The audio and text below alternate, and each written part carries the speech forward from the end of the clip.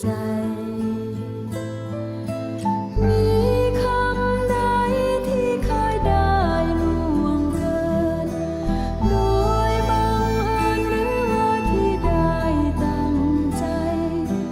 ขอโทษทีขอโทษทีที่เป็นไปขออภัยไว้ทุกสิ่งโดยแท้จริงไม่ได้เจตนา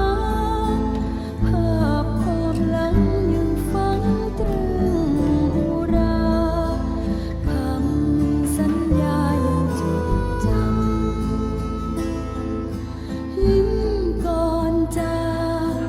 ฝากอาลัยแทนน้ำใจเคยผูกพันยิ้มเพื่อสู้อยู่เพื่อฝันสายสัมพันธ์ยังผูกใจมีคำใด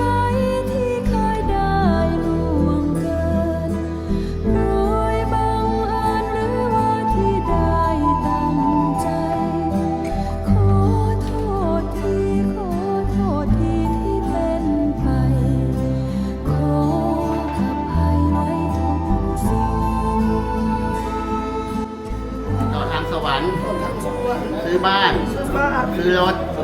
ซื้อคนใช้ ใจ ซื้อเสื้อผ้าอาภรณ์สิ่งอำนวยความสะดวก สิ่งอำนวยความสะดวก ให้กับ ให้กับ ชื่อครับพ่อนะครับ ด้วยกันทุกคน ด้วยกันทุกคน ด้วยเทิน ด้วยเถิด ยายกะลาย ายกะลา ตากะลี ตากะลี ขอซื้อที่ ขอซื้อที่ ให้กับ ให้กับ คุณพ่อ คุณพ่อในฟาร์มเก็บก่อน 100 ไร่ 100 ไร่ พันไร่ พันไร่ เพื่อจะได้ เพื่อจะได้ มีที่อยู่อาศัย ที่อยู่อาศัย สำหรับท่านณบนสวงสวรรค์ ต้นโพสวรรค์ นั้นด้วยเทิน ด้วยเถิด ยกมือนะครับสาธุ โดยแท้จริงไม่ได้เจตนาภาพความหลังยังฝังตรึงอุรา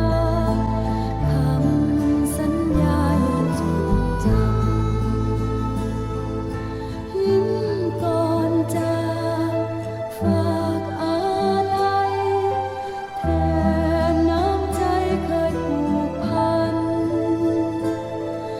ยิ้มเพื่อสู้อยู่เพื่อฝันสายสัมพันธ์ยังผูกใจ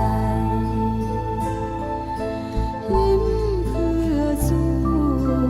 อยู่เพื่อฝันสายสัมพันธ์ยังผูกใจสายสัมพันธ์ยังผูกใจ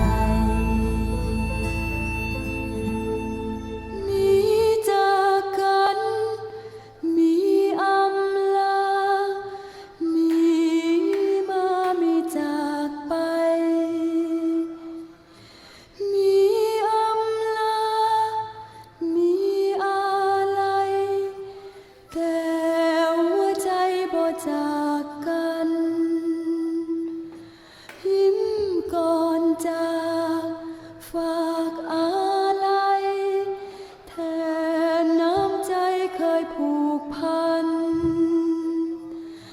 ยิ้มเพื่อสู้